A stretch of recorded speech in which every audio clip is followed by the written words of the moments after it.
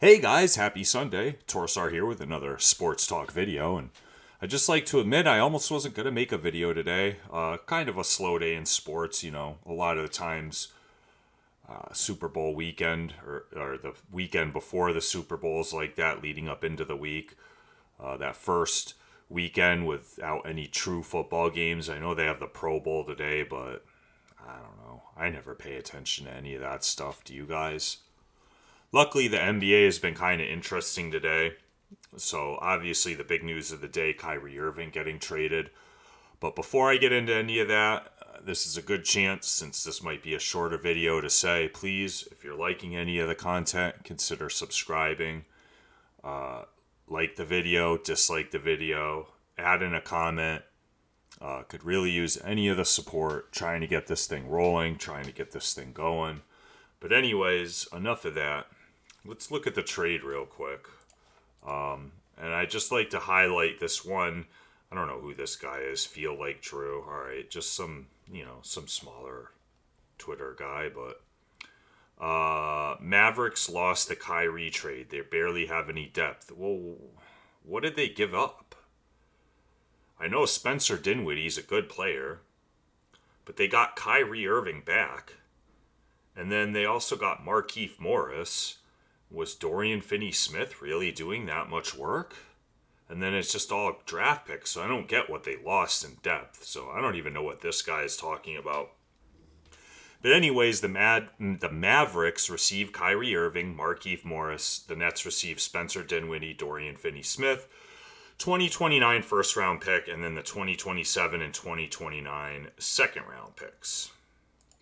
Now, first off, I'd just like to say I never thought for once he was going to go to the Lakers. Maybe that'll happen in the offseason. I don't know if Dallas has some information that they're going to re-sign him. I have no idea how Kyrie feels about it. Who knows what's going on in that guy's head. So that's the real question is now, does this make Dallas true title contenders? As good as Luka is, I never really gave them a serious chance because with the team that they have, especially losing Jalen Brunson, it's gotta be all Luka every night, all the time. And I'm sorry, he's a great player, but I just don't think he has the endurance and the stamina to do it all by himself every game.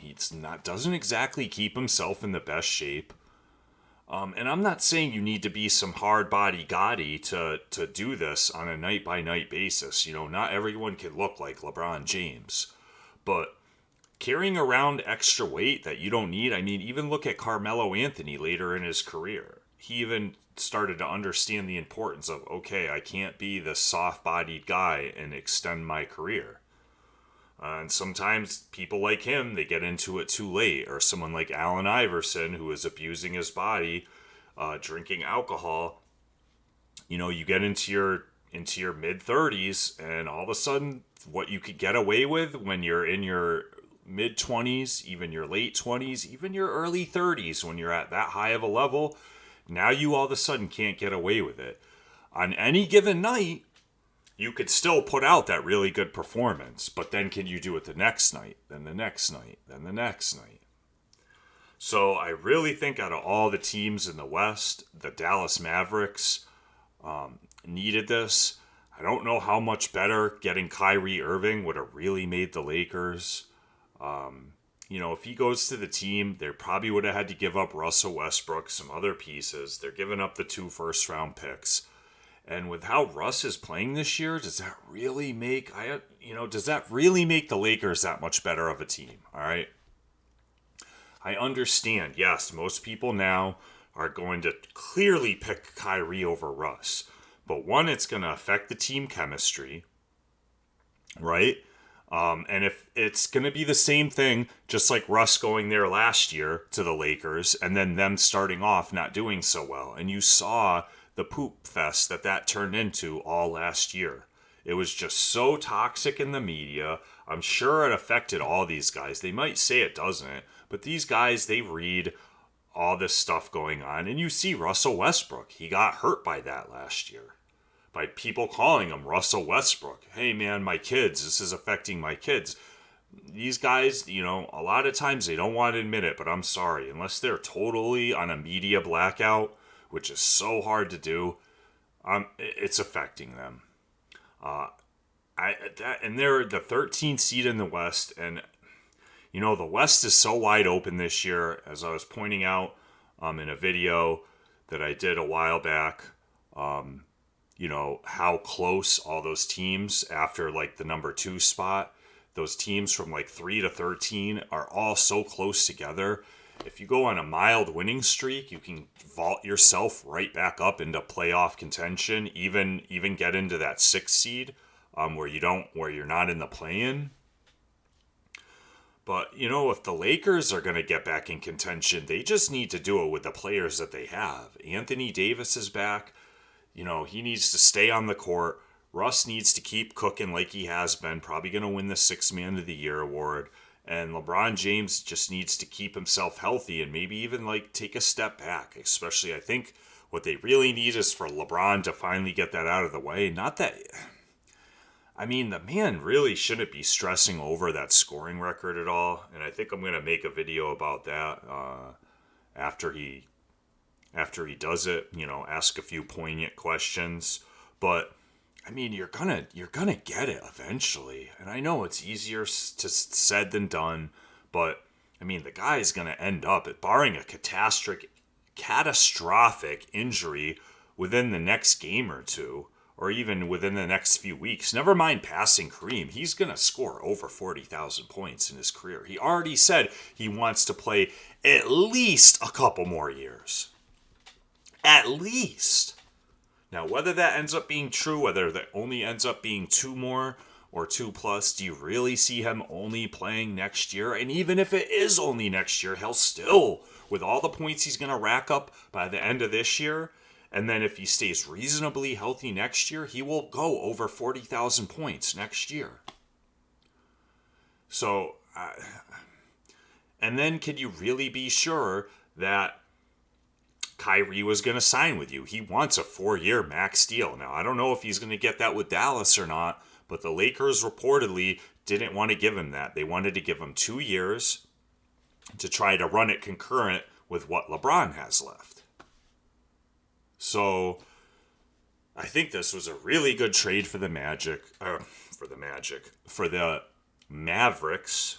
the Dallas Mavericks, and I could really see them, Luka needed that help, man. You cannot win anymore in the NBA with just one superstar on your team. Now, does that mean you need 2 superstars? No, because we saw Milwaukee win, but they have 1 superstar and 2 other all-star caliber players. So you need at least the 1 superstar and 2 other star level players, or at least 2 superstars, and then a very good, well-rounded team. It's just, you can't do it with just one guy alone anymore. Those days, if they've ever even existed, have long been gone. And I don't know. I would like to see how much their Vegas odds skyrocket up. What Kyrie's going to do, if he's going to stay with them. I guess we'll see how they finish the year out. I think this was good for all parties involved. I just didn't ever see it happening with the Lakers and the Nets. They would have needed to get a third party involved, a third team involved. There's no way Russell Westbrook and KD, I don't know. Maybe I'm wrong. Only they can really tell us. But I just never saw that happening. I think it was completely unrealistic for any Lakers fan to think, oh, Kyrie Irving requested a trade and he said he wants to play with LeBron again, so the Lakers are going to get him. That's not how any of this stuff works. So when I saw he went to the Mavericks right away, it's just like, yep, that's about right. Probably the team that needed him the most out of any other team out there. And hey, we'll see if it works. We'll see if he can keep quiet. To me, Kyrie's such a wild card. I just don't see it. I want to watch it. I hope he could just play the way he's been playing the last few months, you know, stop with all the off the court nonsense. Stop with all the activism and everything during the season. Just be a good teammate. No one's telling you not to be a bleeding heart, Kyrie. All right, the world probably needs more of that right now. But during the season, do your job, bro. These people, they actually pay you millions of dollars. These NBA owners, they pay you millions of dollars to do a job on the court. Your job is to play basketball. So, for all of us, please just play basketball, do a good job, and, we'll love you for it. So, guys, tell me what you think. Do you think this is going to vault I almost said Magic again, the Mavericks into title contention? Does it even maybe make them the favorites in the West? Considering the West is pretty, what happened to the West this year? When the Memphis Grizzlies are the second seed, with Denver being the first seed? Golden State looks like they're lost. The Suns, whatever happened to them? The Lakers all the way back in the 13th seed?